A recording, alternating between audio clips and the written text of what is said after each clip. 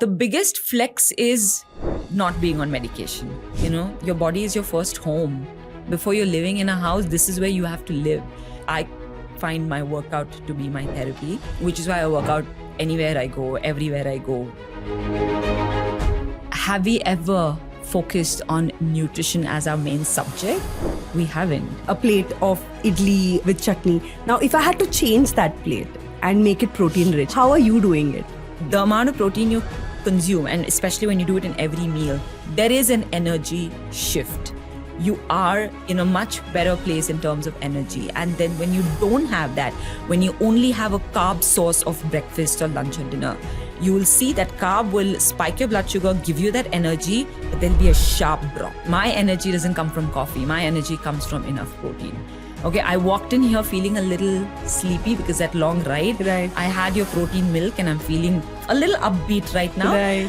Carb gives you energy, yes, especially for physical activities. Yeah. But protein gives you energy to be, productive through the day. There is no connection to workout.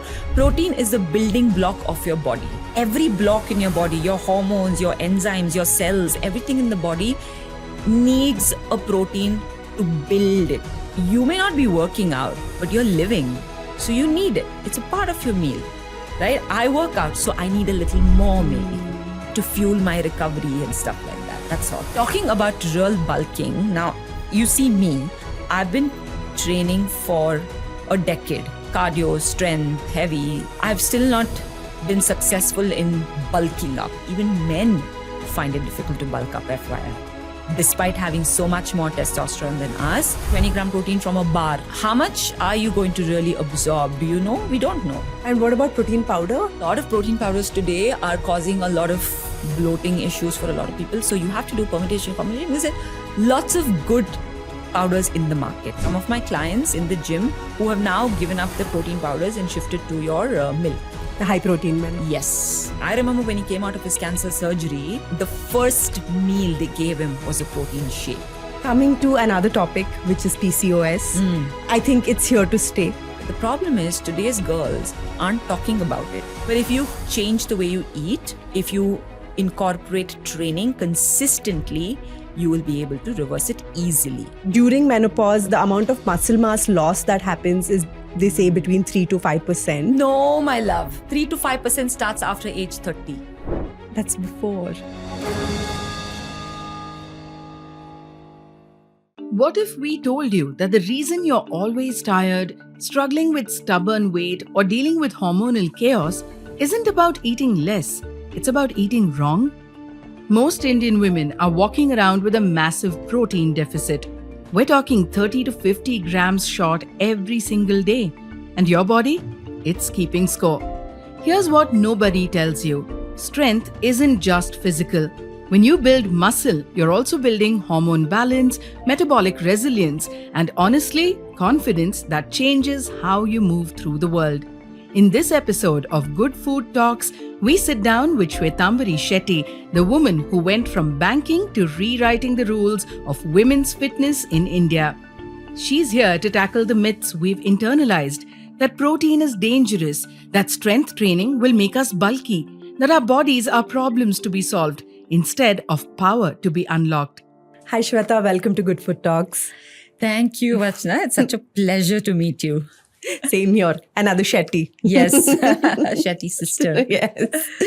What we do at Good Food Talks is, we've been having a series of conversations around food. Yeah. At Akshakalpa, we believe that you need to understand food from its source to really know what you're putting in your body. And while we are trying to kind of create awareness around this topic, we've also gone and met people from different walks of life who are also doing in-depth work in their own domains. Correct. All of which is finally coming back and affecting our health. Yeah. Right. It could be in the kind of food you eat. What is it that is going into that? Or how much are you putting in your body of a certain type of food? Correct. Right. Correct. We've had people from all walks of life, coming and speaking. And this is possibly the 15th or 16th episode that we are doing. So we're so happy to have you here. Thank you. I'm happy to be here and talk about food, which is not my main domain because fitness is, but I think just being in the space of fitness and being so mindful about how I eat and like you said, the source, the digestibility, how much to eat.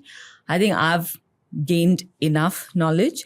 And of course, the courses we do also, focuses on nutrition. So I think I'll be in a good place to give, especially the women, some good information about what we could do differently to eat better, be more, have more energy, vitality, etc. Super. So when you think about this, right, like I feel like there's a lot of siloed approach that exists in the market.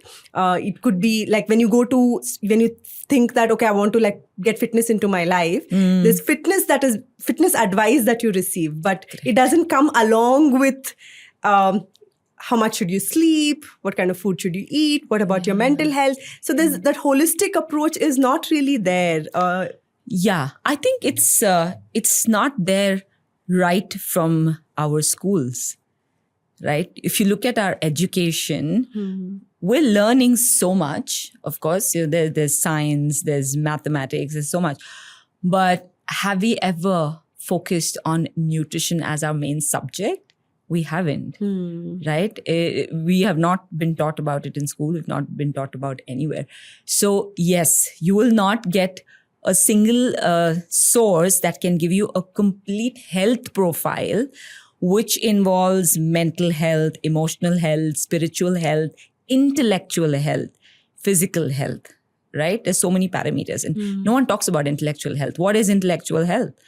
It's about your mind, your brain, and, how we talk about, of course, read this and read that, and just how you can enhance brain power. Wow. Right? That is intellectual health. But how many of us talk about different aspects of health? Financial health. How many of us talk about financial health apart from knowing a little bit about saving or mutual funds? But financial health is very critical to be less stressed in life, which then will keep us maybe a little more healthier, because today you see a lot of chronic diseases are coming from stress. So yes, we don't have that one single place that gives you all domains of health or covers all domains of health. But I think it's only a matter of time, because we do see the birth of so many longevity clinics. And I feel such clinics will really focus on just this.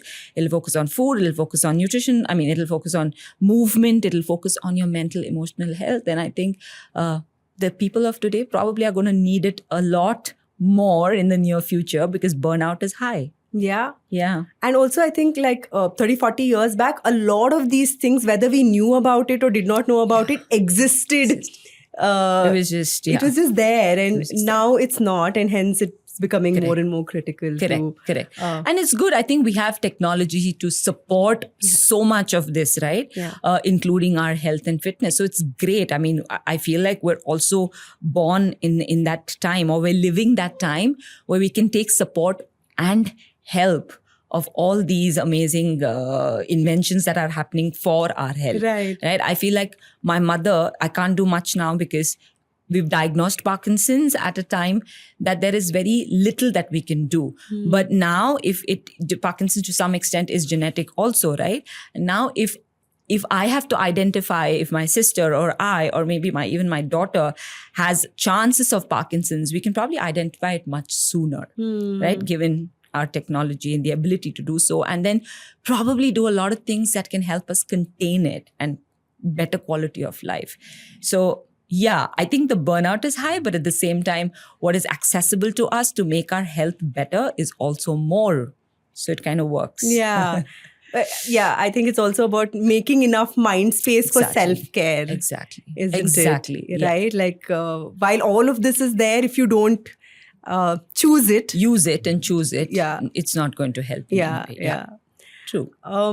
Coming to protein and the amount of talk that is happening around protein in the country today. Yeah. Every second product you see is now starting to speak about how much protein is there. Yes. And earlier it was just everything that was more concentrated. Now everyone is speaking about, it's just a talk of the hour, right? Yeah. You open social media, it's there. You go to a gym, the talk is about protein. You're having meal with the family and everyone's looking at each other's plate and it's about, okay, what is your protein source? Not a bad thing, but I think, it's we're overdoing it. I don't know, like too much of it also maybe. Yeah. So what is it like? Like I'm reading reports, which says that 7 out of 10 people in India are protein deficient. And what does that really mean? And how does it act up in our daily lives? Yeah. So, see, one is, deficient. I think all of us at some point have been deficient, whether vegetarians or non-vegetarians, right? I think it's mostly about understanding. See, you look at our culture. Okay, let's go down to like the culture in India. Now, we're predominantly a carb forward country. Okay. And I'm not saying there's anything wrong with it. Like we start our day with idli, dosa, poha. Of course, there's goodness in it. No doubt. Okay. And I still love my daily dosa and I eat it. But is that enough? I think we fundamentally not understood how to, create a smart food plate. Whether it's breakfast, lunch or dinner, a vegetarian or a non-vegetarian. We will always prioritize our carb source first. So the plate needs to have the rice or chapati or dosa taking maximum space. Then comes your little veggies or chutney and etc., curries. And then the last will come, if you're a meat eater, even then the meat will be far less or the dal will be far lesser in quantity. Yeah. The truth is it has to be the other way around, right? Your carb source can be smaller, should not be removed. It needs to be smaller. Your fiber and your protein can be bigger. That's how you are basically eating smart, eating for health, eating for fitness, right? And eating for keeping any kind of lifestyle issues or diseases away. Now, we've never been taught this. We've never been taught about macronutrients as such anywhere, not by our families, not so much so in school. Maybe a little bit, but there's no detailed nutrition talks in our school. Yeah. Now, for example, in my daughter's school right now, she's only 5, but wherever she goes, there's a very, how they eat is very, very, wholesome, right? The kids get 5 different fruits through the week. The kids get 10 different vegetables through the week. And they get whatever, all the other dal and rajma. But it's very colorful. It's very well thought through, and they're starting in school, right? Yeah. So it's helping. But our times or our parents' times, it was unheard of. Also, you've seen how even in the non-meat-eating family or a non-vegetarian family, eating non-veg used to be special. Yeah. It was not a daily thing, right? We would look forward to an occasion or a weekend or a birthday to actually go buy, a chicken or any meat and then cook it. It was not a daily affair. But some of us who've come maybe from the coastal areas, for us, eating fish was a daily thing. It wasn't a big deal. Yeah. So the biggest problem, I wouldn't call it a big problem, a problem, but the biggest thing is that we don't know how to play it. And if we were taught better, we would do better, right? It's not arduous at all. It's actually very simple to fuel your protein source through food and through things available around you. We just need more education. Now, when you are deficient, you asked me what will happen over the years, right? So it's just slowly going to chip away your health, right? Because when you're young, you have the energy.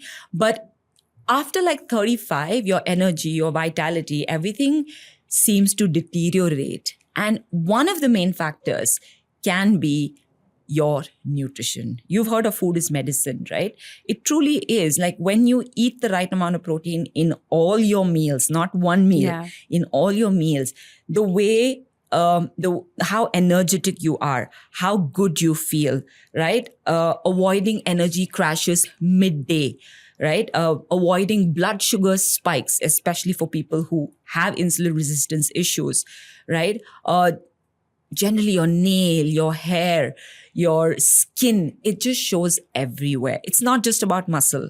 Protein is not about muscle. Protein is the main macronutrient in your body. It is needed, right? It's not, macros are important, but this is your macro, right? Protein, carb, fiber, fat. It is your macro. So it has to become an integral part of every meal of every household, vegetarian or non-vegetarian. Right? Especially if you want, like as you age, you want to think of preserving muscle, preserving energy, hormone balance, for everything you need protein. Right. So you spoke about a plate of idli with chutney. Now, if I had to change that plate and make it protein rich, how are you doing it? So I still eat my dosa, and I actually put ghee on my dosa because ghee is the good fat that you need. Of course, a little bit. I put my coconut chutney because it's good fat. Yes. So that 1 tablespoon will do wonders for you through good fat, right? And then I normally, because I'm an egg eater, right? So I will add a boiled egg or maybe an omelette or something like that. Sometimes if I don't do eggs, I just do a quick shake. And if I don't do a protein shake, I do Greek yogurt. I love yogurt. And now you have the, hung yogurt or Greek Yes. Actually, you can even make your Greek yogurt Yes. at home because it's very simple. Hung yogurt is high in protein. Just have a bowl of 50 grams, 100 grams of hung yogurt and you get your protein source from that. Or have sprouts, right? Or have I know edamame, beans and etc. not probably easily available, but you can get your chana, sprout. It's just a bowl, okay? Or you can get it from your nuts. Have a nice mixed nuts, bowl, like almonds and all of these things, which are high in protein. You get a good amount of protein. Yes, there is a lot of good fat as well that comes from it, and too much of it is not what you needed. But if you have multiple things which covers all of these, it's more than enough, right? But I usually do eggs or I do yogurt or I do shake in the morning because those are my 3 easily accessible things and works for my system, works for my gut. So I just stick to the same thing pretty much every day. It's my same meal every day. I don't change. But that's how simple it is. So we're not saying that stop eating your carbs. You need the carbs for energy. The body also needs enough carbs. But we're saying have that source. It can be small source, but have it for satiety, right? Have it for the body to be satisfied. Yeah. And what about your daughter? Is her diet also a protein rich? Yeah, for her, honestly, right now, milk is the major source of protein. Right. But my daughter is a fish lover, so we give her a lot of fish. But in the morning, I have taught her, upon waking up, she needs to first have enough water. That's the first thing she consumes, and it's mandatory. After water, she needs to have nuts. So I give her all the nuts, whatever she likes. So she goes and picks up her nuts, which is almonds and pista and a little cashew, a little walnut. So she has a nice mix of nuts. And then she loves blueberries. So we always keep blueberries. And now you're getting good blueberries in India, in Bangalore. Even the frozen blueberries that you get are good. You just need to thaw it and they have all the nutritional value. So, and this was told to me by a qualified nutritionist that go ahead and eat them wherever they're coming from. They have the nutrition value. So she does blueberries. And after that, she eats her regular breakfast, which could be like a pancake or maybe a granola bowl or something. And then she goes to school and the first thing they give them is a fruit. Right. Yeah. So she has a routine and you just need to teach them young. And trust me, it becomes an amazing habit. I mean, you have a son yourself and I'm sure you're doing the same. But in the night before she goes to bed, she has a big glass of milk.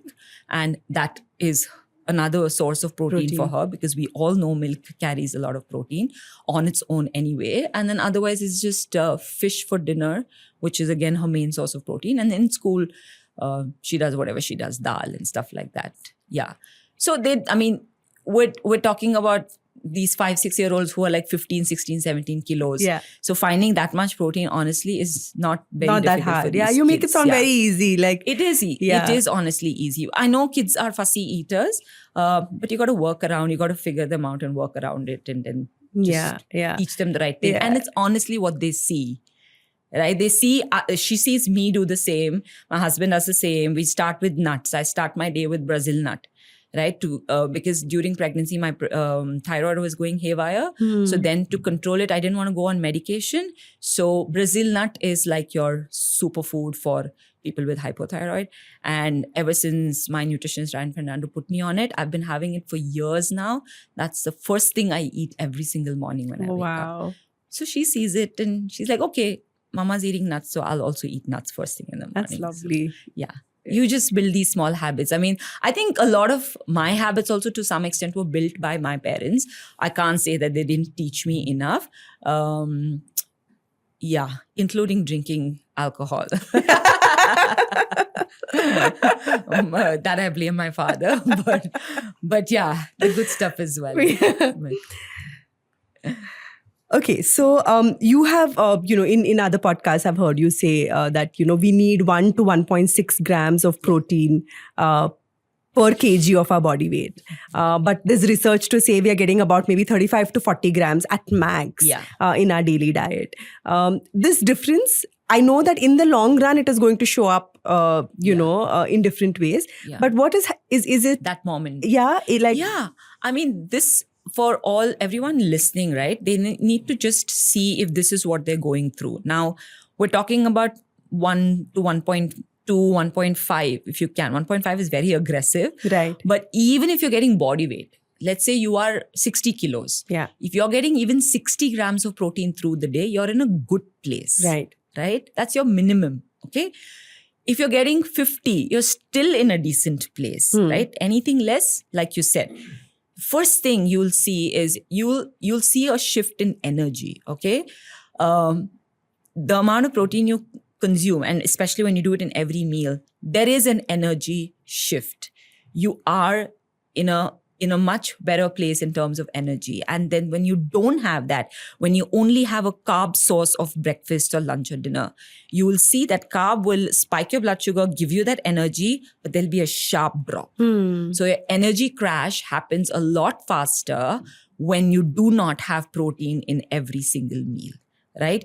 You will, when that energy crash happens, you will have cravings which you otherwise do not want, or you probably don't want to eat that piece of chocolate or whatever that is that you should be eating, but you'll eat it because there's a dire craving. And that's because you've only eaten 1 or 2 macros, which is your carbs and maybe some amount of good fat, right? But if you had protein in your meal, every single meal, then you are fuller for longer. Energy isn't crashing, no cravings. Wow. Right? So you feel good and you run through your day with high energy. You're just productive in everything you do.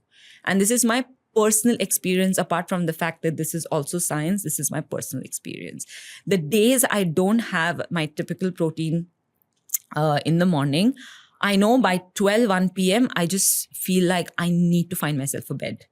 And especially because I wake up early. Yeah. So I need, I start my day with, when I wake up, I told you my Brazil nut. Yeah. My Brazil nut is followed by, I have this greens powder, that and half a scoop of protein. That's how I start my day, right? Because I want that energy surge in the morning through protein. And then I finish my workout, again I do protein. But this time it's more like Greek yogurt and, my berries and seeds and nuts and everything. Right? So that protein source is constant. Even if I have to do it every 3 hours, I will do it because I have a sweet tooth. I want to control my sweet tooth and cravings. I need energy for 12 hours because my work day is 12 hours every single day. I start at 5 a.m. I finish at 6 p.m. every day. So it's like 12, 13 hours, right? So if I need to sustain these hours, I need enough protein in my system and not coffee. Yeah. Coffee is great, but my energy doesn't come from coffee. My energy comes from enough protein. Okay, I walked in here feeling a little sleepy because that long ride. Right. I had your protein milk and I'm feeling, like a little upbeat right now. Right. Yes, one can say that is it like a placebo? Like, is it in your head? But I feel there is so much truth to, carb gives you energy, yes, especially for physical activities. Yeah. But protein gives you energy to be, productive through the day. It's amazing. Because always when you speak energy, the association is with carbs, right? Its carbs are like that. And then it's like that. Protein gives you that energy and just stays. It stays. It doesn't allow it to crash. And then you control your blood sugar spikes and, like I said, cravings. All of these are things you need to be mindful about. Yeah, because when you speak about protein from the point of view of, yes, it's going to help you in the long run. For a lot of people, it's like, what's going to happen in the future? We don't know enough about it. It's almost like a retirement plan, right? But what you're saying right now is that your every day is going to Correct. look better. Look better. When you consume protein Yes. the right Yes. way. The right way, the Yeah. right way. And we're not saying overdo it. We're not saying please get 1.5 of your body weight and stuff like that. We're saying get your body weight worth, or even if it's not body weight, ensure you get it in every meal. So then it becomes a habit. Then your body gets, like it understands. Yeah. Okay, you're giving it maybe not 100 grams, maybe you're giving 50 grams, but you're still giving the body the protein. it Yeah. needs. And even if one is not working out, this is still Yeah, absolutely. there's no connection. It's not. There is no connection. There is no connection to workout. Protein is the building block of your body, right? Every block in your body, your hormones, your enzymes, your cells, everything in the body needs a protein to build it. It's the building block, right? Along with your carb and your good fat and fiber and everything. So you may not be working out, but you're living. You're a living person. So you need it. It's a part of your meal, right? I work out, so I need a little more maybe, right? To fuel my recovery and stuff like that. That's all. But every human being needs it. See, a lot of the times, like I'll give you my father's example. He's 76 or 77. He's a diabetic patient. He's a heart patient. He's gotten surgeries done. And he's a cancer survivor. Okay? And all this started happening after 35 because of a big lifestyle shift, right? All his life, till up until like 30, 32, he was super active, sports person, so on and so forth. And then suddenly when his life became very sedentary because he got himself, a banking job, sitting long hours, trying to prove yourself, so on and so forth.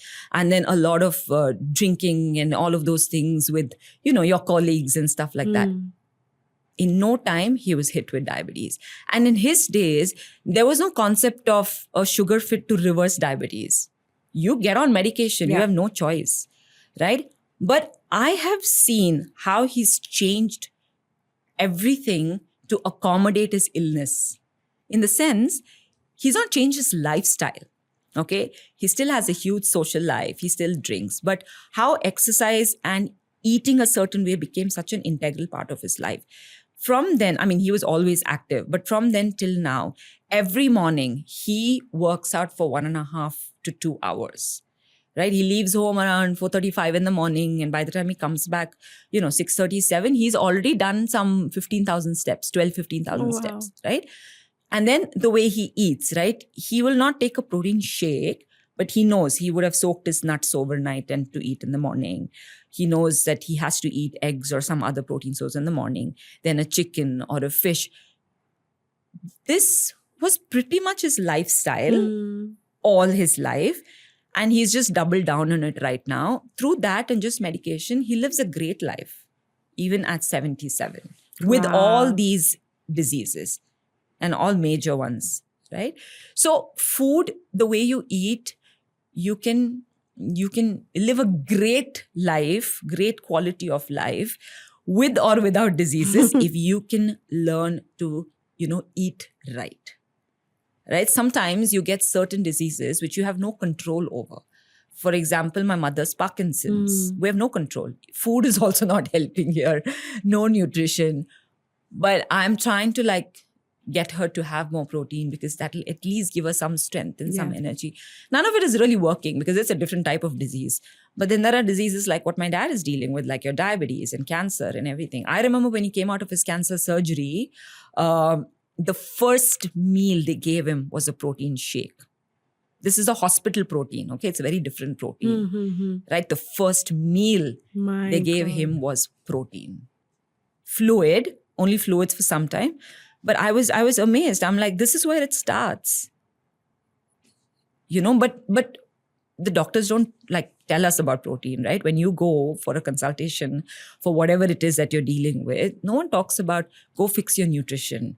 Go talk to a nutritionist, a qualified professional, and fix your food. Nobody tells you that.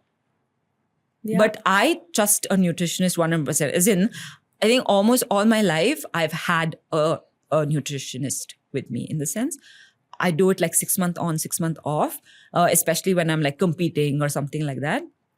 But I will blindly follow a meal plan given to me, and it's always done me wonders. So I keep pushing a lot of my clients that if you are feeling directionless as to how to eat, what to eat, just go to a nutritionist. Work with them for 3 months and you'll get a complete idea on how to maximize on your protein and minimize on those carbs and maximize on your fiber and things like that. So yeah, you have to have a great relationship with food. Yeah.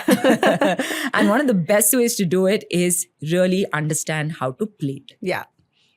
Yeah, I think it's like for a lot of people right now, it is becoming a little intimidating in terms of... Too much information. Yes. Too much information and too much of what you've been doing all this while is wrong. Sudden, there's like a need for shift. And that's why I found what you said beautiful, because you're still having your dosas and you're still doing all the things that are culturally part of what we eat. Correct. But there are little adjustments you're doing around it. Yeah. I still eat very simple, and trust me, Vasha, I've all my life, I'm 45 years old. All my life, I have never gone on any sort of diet and nothing. I just eat simple food. If it's a meal plan also, it's based on what I cook at home. I still eat my rice. I still eat my dosa. I still have my beer. I still have my protein. I still work out.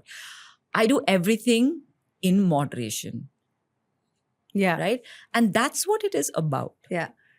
Tell me something like the people who come and work out with you and, who you advise on all of these things. Like you are in the space of fitness. Yeah. And so possibly a lot of these things are also more conscious for you because that's in your space, right? Correct. What about a working professional, for whom this is not the first thought or...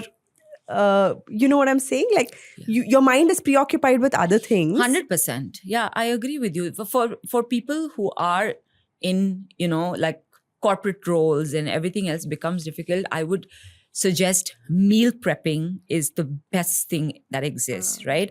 And trust me when I say, I know a lot of us like fresh food, but I'd rather eat meal prepped food which was in the freezer for 1 week than eat canteen food, especially if your canteen is not giving you good food, which probably has the least amount of oil and the least amount of drama in it, right? So if you on a Sunday can meal prep, make like 5 boxes because you're working Monday to Friday or something like that, and keep it in the freezer and just take one box out every morning before you go to work, you're set.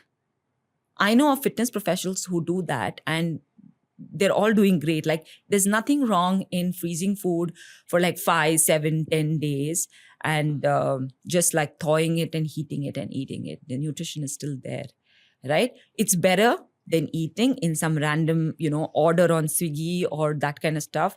No. So meal planning is your go-to, right? Second thing is you need to have somebody to cook food for you if you can't do it yourself. Right. But your breakfast should be honestly the easiest thing to put together. Like I keep telling a lot of my clients also, you can just put Greek yogurt, right? Put some fruits in it. If you want like that little bit taste, just drop some honey in it, a little bit. And then if you put lots of nuts and seeds, just eat it. You're full. Okay. Your mind and your body is very satisfied because you've given high nutrition breakfast. Okay. And you will feel high energy as well. So you're done. Then it's just about your lunch and dinner, honestly. Compared to the Indian breakfast preparation, the amount of time. It's a little tedious. Yeah, exactly. Right? So you don't have time. I also for a phase, I also did overnight oats, right? Because everyone does it. It's very simple. Same thing. You put yogurt and oats and everything and put it in the fridge. Morning, take it out and take it to work or wherever you're going and just eat it. It's very simple. Meal prepping and planning, you need to have the intent. You need to want to do it. Yeah. You need to want to care for your body. Your body is your first home.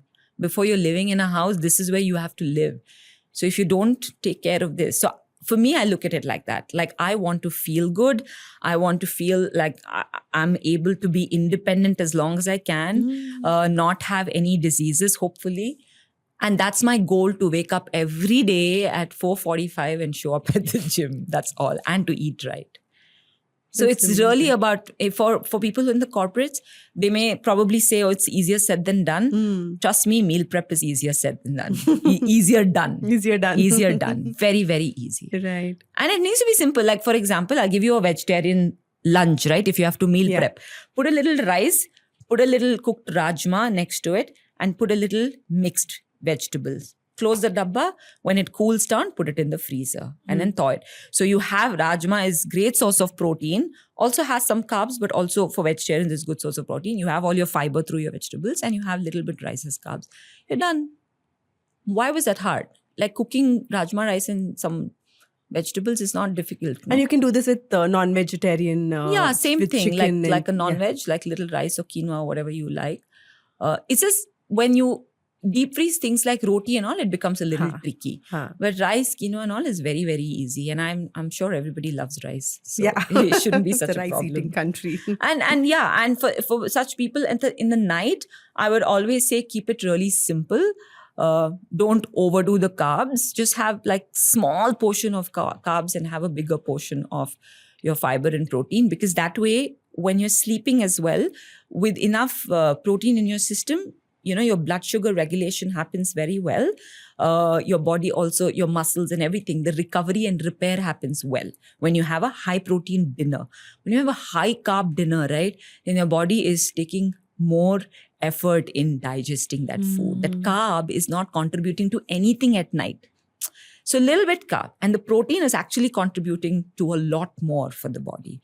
So make your protein higher in your dinner, and don't make it only a carb dense. So do you think like the source of protein matters, Yeah. in terms of egg versus dal, or protein powder versus, all these other things that are anyway there in your kitchen? Yes. So I was saying that protein is the building blocks, right? It has all these amino acids, right?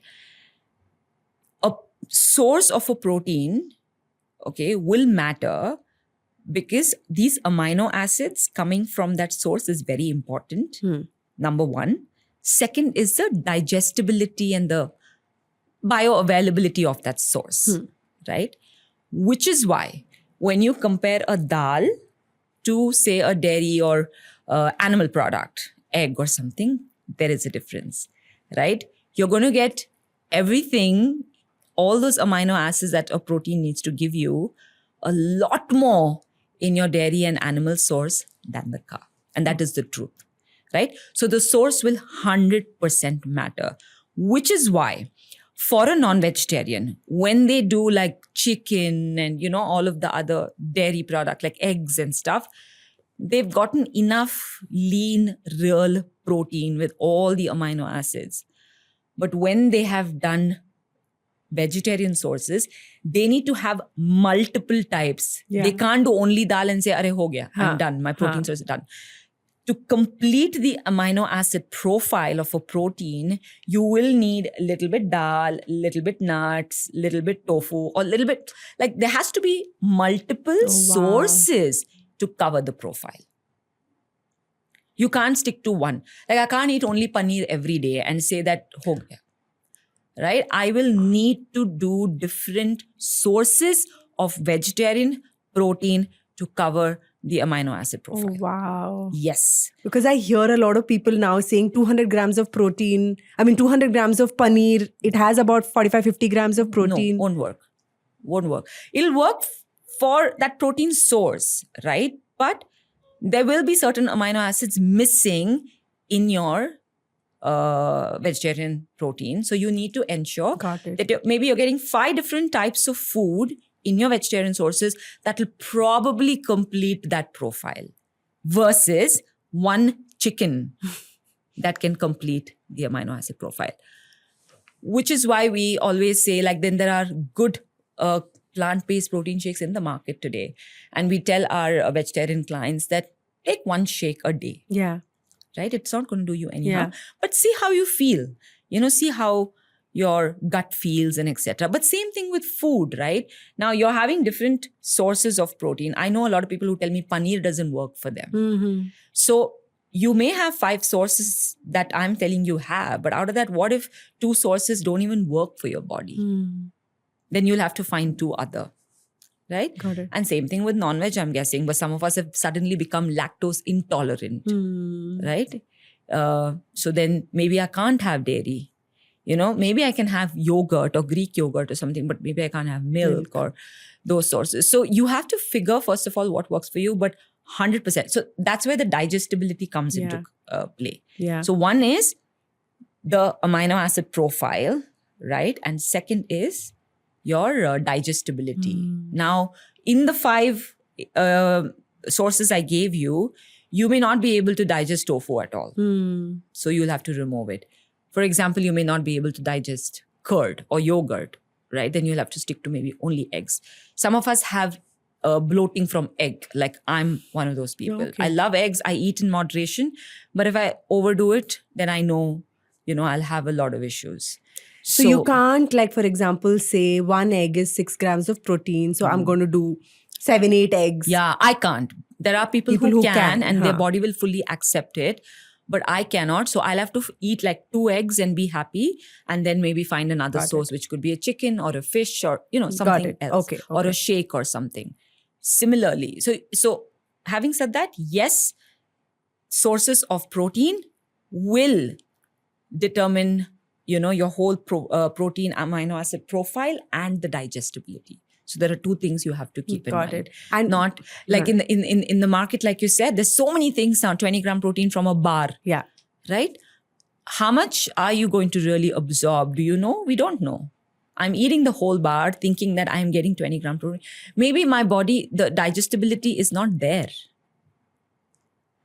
So then there's really no point. Maybe I just got like half of it or probably lesser. wow. But so yeah, so that, I mean, it's hard, but especially with packaged foods and stuff like that. But what do you do? Right. And what about protein powder? Like, is it the same? Is that it's the same? I think a lot of protein powders today are causing a lot of, I would say, bloating issues for a lot of people. So you have to do permutation, combination. Because there are lots of good powders in the market. I'm not going to say one is better than the other. Right. You have to try what works for you. You may be a non-vegetarian, but you may not be able to consume whey protein. Now, I have clients like that who eat meat, but when they have whey protein, they get bloat. So they have to find some other source of protein. And there are good experiments being done in the whole non-whey category, pea, brown rice, etc. So my advice to everyone is whenever you buy a protein powder, don't buy big packets, buy small packets, try it out, see how you feel. If your body is accepting it, that means, yes, I think you're in a good place. If your body is not, shift. I know I don't need to plug this in, or I shouldn't be maybe, but then I know of a lot of some of my clients in the gym who have now given up their protein powders and shifted to your milk. The high protein milk. Yes. And how is that in terms of the amino acid profile and... You should tell me. You've just launched, so you should tell me because I've not studied it yet. Right. I mean, it's dairy. Yeah. But I know it's also, you're trying to keep the lactose to its minimum, right? Yes. From whatever we've discussed. So people who are consuming it right now have said good things about it because it's like basically their body is accepting it. But from a profile and digestibility factor, you'll know in time. But milk in itself has... Yeah, it has. Exactly. That's why, like, I remember my pediatrician saying, just give her milk and that's more than enough. Like, if children are very fussy with eating, right? Yes. They're like, milk is great source of protein for kids and for adults, but not all adults are able to drink milk. Right. So just give them the milk. And of course, we also need to know, like you said, adulteration in milk is also high. So we need to be mindful of where we are sourcing our milk and things like that. Yeah. Okay. So we have customers who say that, look, I'm trying to get stronger. I'm trying to, work out and eat right and eat better and get stronger. But I want to do it without supplements. Yeah. What's your take on that? I think it's totally possible. Supplements are for people really with some deficiencies. Okay. Or let's say, okay, I'll give you my example. Now, when I'm preparing to compete somewhere or for a race or something, then my nutritionist will put me on supplements only for that period of time to allow me to perform better. right? Because I'll be working under high stress, physical stress. So those are different, right? But otherwise, if your goal is just fitness and good health, you can stay away from supplements and get a lot of it from food if you're not highly deficient. Now, the problem is when you do a blood work, you will see that you have deficiencies. Yes. And that's because we don't eat well. Our plate doesn't cover for nutrition, it covers for satisfaction. Mm-hmm. Right? If our plates covered for nutrition, we would probably not have as much deficiency. Having said that, again, the source of our food also eventually over a period of time, creates those deficiencies, For example, B12. Now we know that B12 source is really high in meat, like in non-veg and stuff like that. So for vegetarians, a B12 deficiency is quite common. But we also see non-vegetarians having B12 deficiency because even in chicken, particularly chicken liver is going to give you more B12. Now, how many of us really enjoy eating chicken liver alone, right? So yeah, you get it, but you will see that deficiency. Now, when to fuel that deficiency, you have to take supplements, which is absolutely okay and which you should do, right? And then similarly, your vitamin D deficiency is 99% of Indians have vitamin D deficiency. So what do? You can't sunbathe, right? And that's not enough. So you do supplements. So in cases like where there are deficiencies, you have no choice but supplement. And supplementation is not medication. They're two very different things, right? Medication is to cure you from something. Supplementation is just fueling the deficiency that's being caused by food, which you cannot fulfill with food. It's as simple. So I'm all for supplements. You need to, however, take it prescribed. Right. And I had said this in one of my own podcasts, that how magnesium glycinate has become a sleeping pill, right? A lot of people are recommending magnesium glycinate to each other, saying that this will help you sleep better. Yeah. Right? Yes, it has calming effects on the body and it is known to kind of help you, just get into a relaxed mode and sleep. But that is not its main goal. First, please check your, magnesium levels, magnesium serum levels and stuff like that. And you don't want to overdo anything, right? So always do this prescribed. Got it. So, when it comes to women, I know this is a very cliched thing now because there is one segment of people who have already understood this, that women doing strength training is not going to lead to women bulking up. Yeah. But there is still a large segment that still believes that this is true and hence stick to milder, lighter weights or even lighter workout styles, right? Correct. So if you could just, explain that in a way that everyone understands that what kind of workout and what kind of food you consume is not going to directly... It's also like a lot of women still believe that only people who do weight training or strength training need to have protein shakes. Yeah. Right? Similar stuff. I think all of this misinformation is going to stay for a long time with us. And it's only over a period of time as people experience it, they will believe that, oh, this is fine, Now, I'll tell you, like, I have at my third space, we have like 75% women, okay?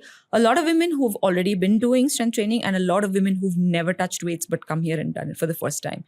And they all lift heavy. Because that's one of my personal goal, to really teach women to lift heavy, right? And while there was a lot of fear in the beginning for some, we've obviously, helped them understand why it's important and why that you'll never bulk up. But having said that, I'll also tell you that there is a slight muscle gain where you'll feel like your look changes a bit.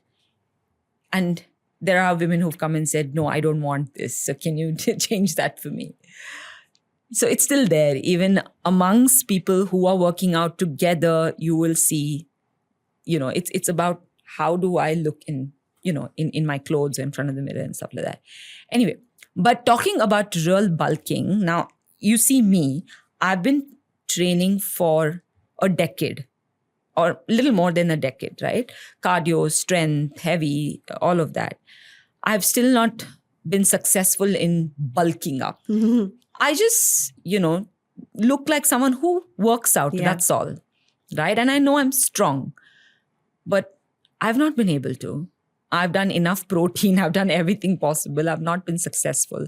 It's simple. Our hormones don't support bulking, right? We don't have the hormones to bulk up like men. Even men find it difficult to bulk up, FYI. Despite having so much more testosterone than us, they still find it very hard to get that very bulked up, toned look, which most men want. Big chest and big biceps and big traps and stuff. Not possible. Okay. Okay. And this is years of training. And my husband is the example. He still doesn't look big in any way. Right? And he's been training for 10 plus years himself, more than that. So the truth for everyone is no, you will never bulk up no matter how much weights you lift. You will only get physically, mentally stronger. That's the only, it's not a repercussion, but that's the only, after effect of lifting weights. Right. And bulking up is nowhere close. Right. You can't, because I like I said, the hormones, right? We are more estrogen, progesterone dominant, and men are more testosterone dominant. We do have the testosterone, but it will never support bulking. Like, people are struggling to even, like, a lot of people tell me, Shway, I want, arms like this, right? I said, I worked on it for 10 years and it's there. And I'm doing maintenance. So it takes effort, even to get a toned look. It takes effort. Yeah. Like, there's no shortcut to toned arms. No, there's no such BS. It's not there. It takes years to build it. Right. And it's a combination of food and consistently working out. There's nothing else to it. So no, you will never bulk up if you lift heavy weights. And I would suggest all women to, over a period of time, start working towards lifting heavy weights, not immediately. When you start slow, start light, and then slowly build it up. Having said that, some of us do not recover well with heavy lifting. Okay. And if you feel that when you finish a workout, and if you feel it's consistently not recovering, especially when you're lifting moderate to heavy, change.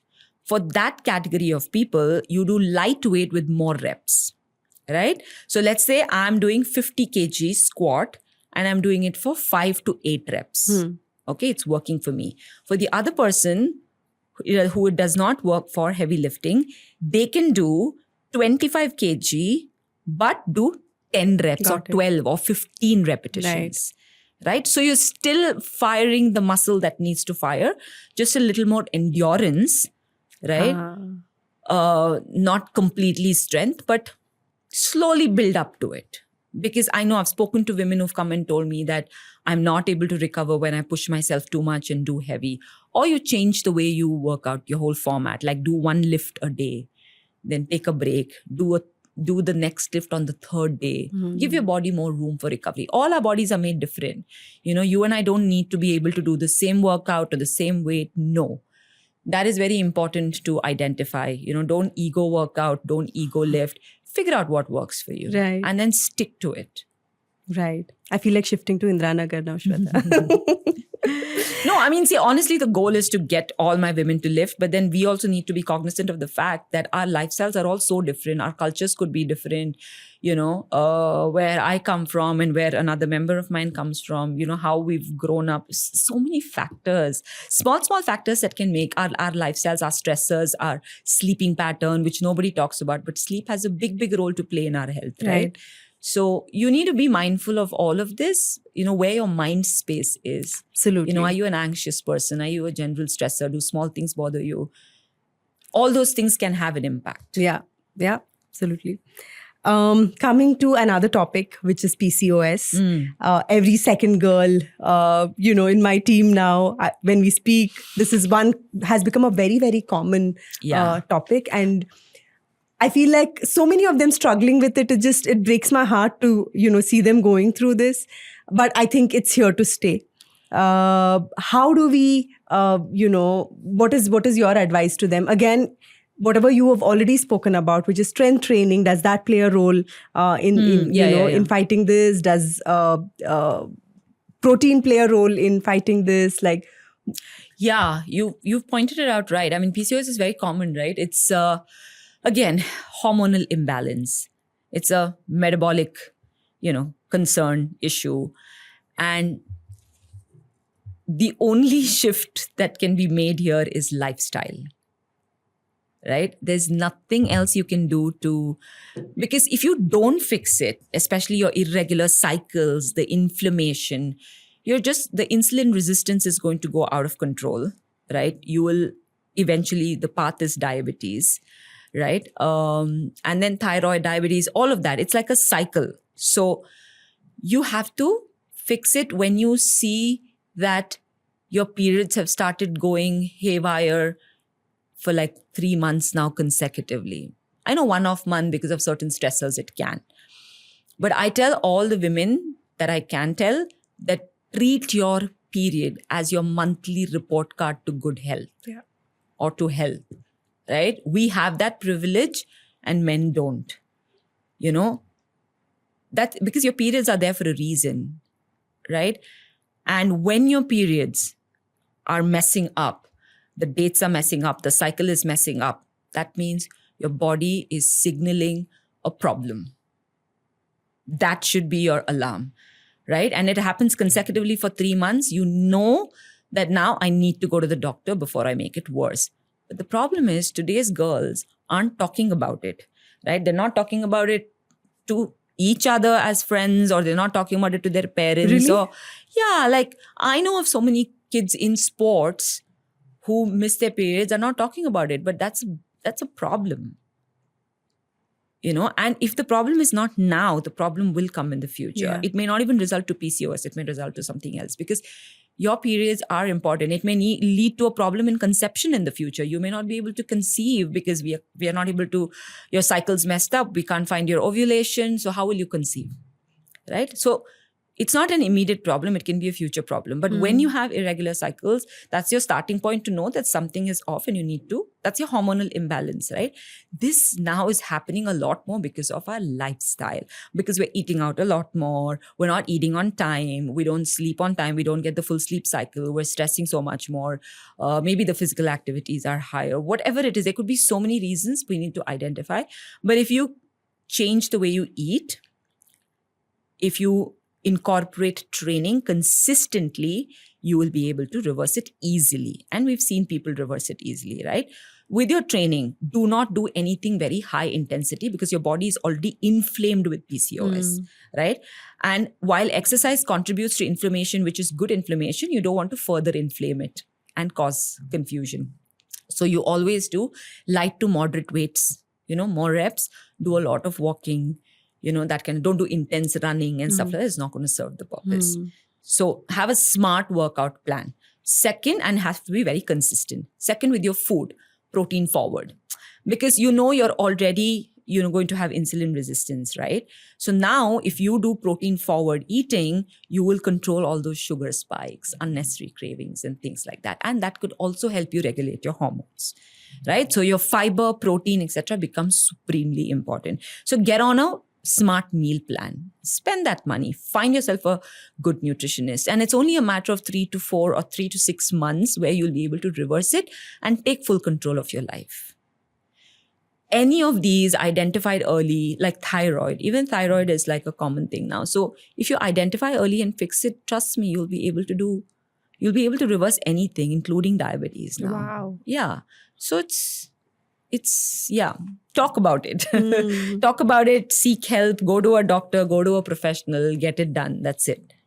The more you wait, which I think in India, we have a tendency of just waiting it out. Yeah. We just Like say, it's going to go it's away. okay, it'll go away, it'll go away. Like I'll give you a quick example. I mean, whether you want to use it or not. Between my father and my friend's father had colon cancer around the same time. My father, the first time he saw blood in his stool, said something is off. And he's the one who taught me to do regular blood work and how critical that is. So he went and got his blood work done, and he saw that the hemoglobin was down. He's like, oh, that means something is definitely wrong. Went to the doctor, came to Bangalore, did all his checks, colon cancer, stage 1. Okay. My friend's father, same. Oh, I think my body is heating up a lot. I need to have more tender coconut. Right? had a lot of tender coconut, etc., could not fix it. Stage 4, passed away. Oh no. So this is what we're talking about, early identification of anything, fixing it and living a good life. Right? And we have enough sources. That's why I spoke about like tech early on. Yeah. We're in an era where we can fix anything. Literally, not everything, but most of it. Not my mom's Parkinson's, but yeah, we can fix a lot of things. So if you catch it early, if you see the body giving you signs, go figure it out. Okay, so so one is the physical aspect, right? That these girls go through when they have when they realize that they have PCOS. But then there is also the emotional and the mental health part of it, which also starts getting affected. Yeah. And you have in your podcast itself, you've spoken about how working out can really be so empowering to even help you come out of the other issues that you face. Would you like to touch upon that? I mean, see, workout in very simple words gives out those happy hormones, right? The adrenaline post a workout is very high. And I think that's what anybody needs, not just in PCOS. In PCOS, yes, there's more fatigue, there's more mood swings, and there's more energy dip and mood dip, especially during the afternoons. Right? Like you'll wake up fine maybe, but somewhere in the middle of the day, there's an energy crash.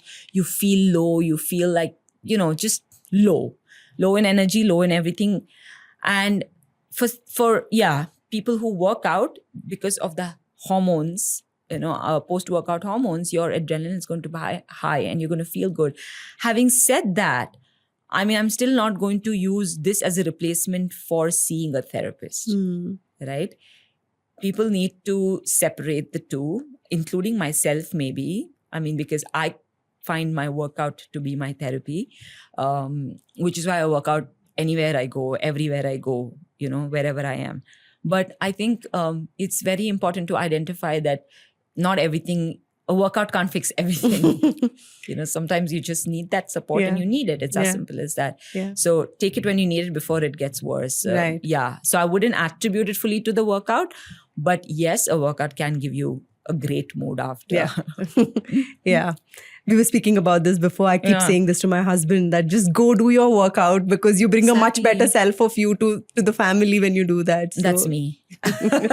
I think postpartum, after like 2 months of my child being born, I had started working out, and it was COVID time, right? So it was just my husband, me, and the baby, and we had nobody else to help us manage anything.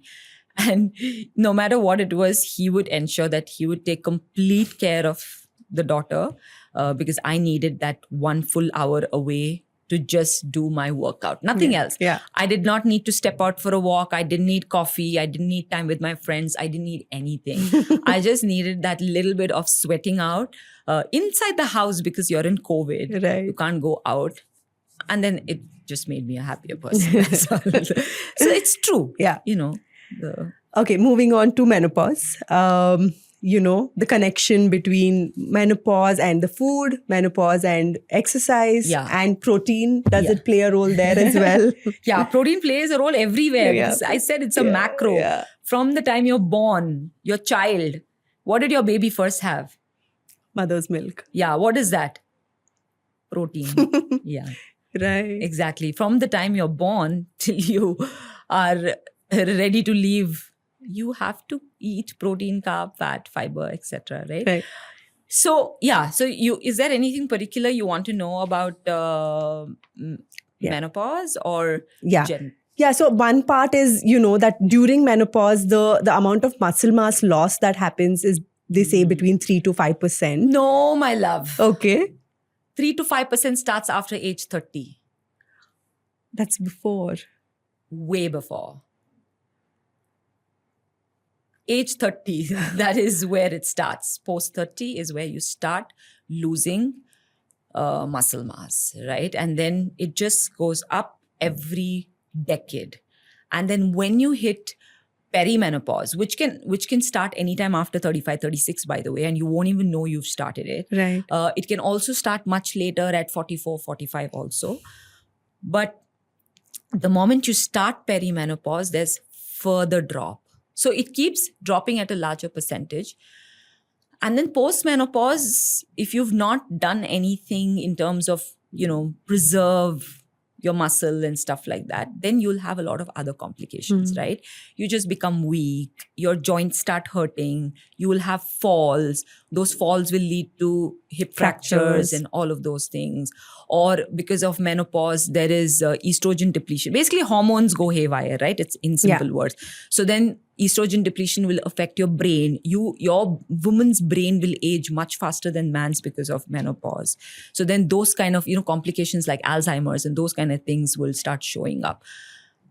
If you start training early on, even if you start at 40, no problem, then a lot of these conditions that can happen through peri and post-menopause, you will be able to control and live a high quality life like nothing ever happened. Yes, you have to embrace menopause. Okay, it's a phase of our life. It's nature's way. It's beautiful. Let's look at it. Embrace it.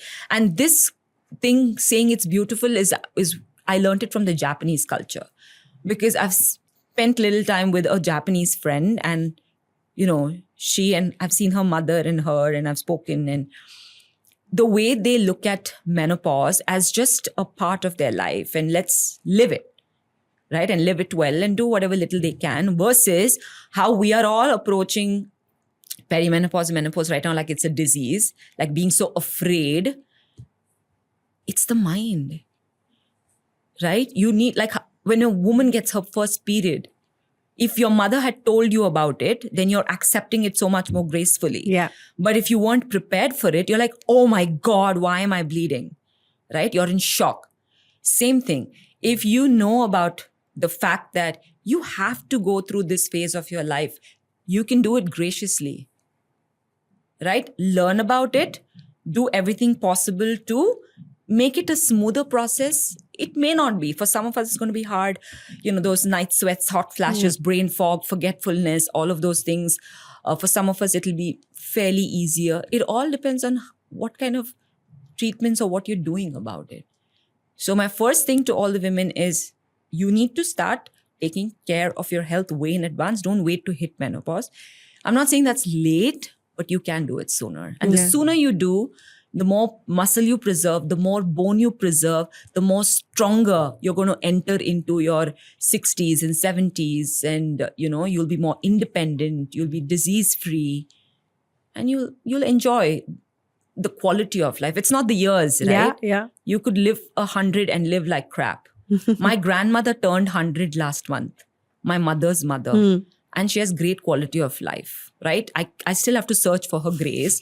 She doesn't always wear her glasses. She still is able to walk up the stairs with people behind her. And she still comes on video calls and abuses me for not being there for her. You know what I mean? Like, and then I see my own mother bedridden. Yeah. Right? I don't know what comparisons to make or understand of this, but sometimes you don't know what can take you down, and that's beyond your control. Yeah.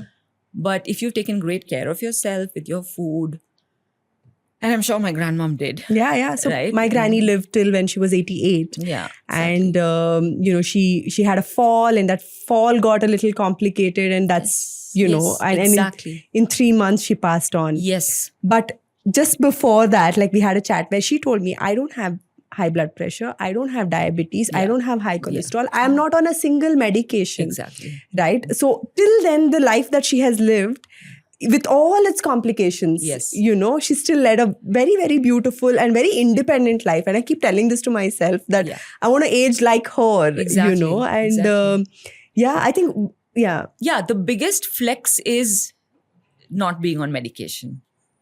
absolutely. Yeah. It's not wealth or whatever. I mean, you need money. Who's saying you don't? Yeah. We all need money. Yeah. But I feel the biggest flex is being strong, not having to depend on medication, being able to sleep well. These are your biggest flexes. So I've tried to reverse engineer her life and see, what are the things that she's done differently, Like one of the things is her hands were never free. She, like, even if she's just sitting, She's always doing something with her hands. Mind-body coordinations. Yeah. You know, and there's so much art in her house. She would take like the simplest waste, like eggshells, and she would sit and paint So on that means her brain was always active, Yeah. right? Like active in the right way. Active, not thinking Overthinking or- and stressing and gossiping and Yes, things like that. yes. Active in a manner which brought her peace. Peace. Yes. A lot Right? of gardening, lot of work with the There you go. plants. You said it yourself. So this is also the reason why they see in Japan, I think in Okinawa, particularly, they see people living beyond 100 and living high quality life. And one thing they attributed it to was gardening and being outdoors with nature, doing a lot of work with plants and stuff like that. And the same thing in Italy. There is a show called Live to 100. It's on Netflix. You should watch it. In Italy, they attributed it to, in this particular village, I don't know where, walking uphill everywhere. So that village was all uphill. So all the older people, everyone, all their life used to just walk like this or like this, right? So that made them so strong. Amazing. Yeah, and the food, of course, but every corner has its reason for living well, living long, and not everybody can do it. Yeah. But people who have successfully done it, and especially without medication or just least amount it, hats off. Versus there is my father who has been on medication since 35, but still living a great quality of life. Yeah. So So sometimes who's you to can't. say? You can't. You just have to do your best. Yeah. But with my father, I think it's just a very positive mindset about, I'll do good. I'll give unconditionally. I'll live happy. I'll not take stress. It's very different from Yeah. how my mom thought. Yeah. So, Yeah. And like you said, I think a lot is in the mind. 100%. 100%. Yeah. Thank Yeah, you it so is- much, Shweta. Thank you so much for coming and sharing these insights with us. I think at Akshay Kalpa, one of the things that we've always we focused on, and I think we pivot more towards a more health conscious sort of conversations, which is about let's make sure that the food is great. Let's make sure that, you know, it's grown in good soil and things like that. But I think the angle that you have brought in has a lot more fitness and more conscious way of looking at, which is not just the health conscious, but more the fitness conscious way of looking at food and your daily life. So. Yeah. I mean, I honestly think everything should go hand in hand because like you said right at the beginning of our talk, right, that if you work out very hard, but go and eat rubbish every single day, saying that, oh, I work out, nothing's going to happen. No, that's wrong. Right? Right. If you eat very clean, but do no movement, no training, also wrong. Yeah. Right? And then if you train really hard, eat really well, but your sleep is crap, like you're sleeping like 4 hours, 5 hours and, you know, not feeling great about And it. stressed. That's also, that's going to add Yeah. stress. Yeah. And if everything is right and you have insane amount of stress coming from personal life, professional life, that also. So I think everything has to work in balance and harmony. We're not saying overdo anything, right? Move a little bit and move well, move regularly, consistently. Eat 80% right. We're not saying 100%, right? Eat 75 to 80% right. Sleep, focus on sleep, you know, good quality 7 to 8 hours. Don't go crazy with sleeping different hours, different days. You know, some sort of discipline, not too much. I mean, if you do too much, it's great, but not too much. But I think it's just about balancing. I think it's the rhythm of life, isn't it? It's a rhythm of life. And it's nice when you balance it out, you know. Like I just came back from a wedding in Phuket. It was like 4 days of madness. Like, you know, it was sleeping late, dancing till 4 a.m., drinking, eating. You know, after 4 days, you're like, okay, this was great, but, you know, now you're done. Yeah. You know, now you want your routine back and you want to go back to doing. So I think everything done in moderation just fits in very well. And most importantly, I mean, the social angle also is very important, right? Like, meeting people, being out there, talking, connecting, a community. It can be in any way. It doesn't have to be just about Friday nights and Saturday nights. Yeah. So many ways, like waking up and going for a run with someone or cycling or breakfast, coffees, whatever it is. Community angle, social health also plays a big role in health. So yeah, it's about balancing all these aspects and not just one. Right. On that note, thank you so much for coming, Shweta. Thank you. My pleasure. Thank you. Hello, everyone. At Akshay Kalpa, we started Good Food Talks as an attempt to connect consumers to the source of food. We wanted consumers to understand where the food is coming from and what are the different elements that are affecting the food that we're eating. 16 episodes in, and this being very special episode where we're speaking about protein, we have traversed a long journey where we have touched upon different topics. It could be the topic of how landfills around us are affecting the food that we're eating, or how the water in our rivers is affecting the food that we're eating, to what is happening with climate and how is climate impacting the food on our plates. As I sign off from Good Food Talks, the series itself is going to continue. So far, you've showered this podcast with a lot of love and affection, and I would urge you to continue to do so. We will keep bringing new stories. We will keep bringing new conversations. We'll keep bringing things that will make you introspect on what is it that is on your plate today. Thank you.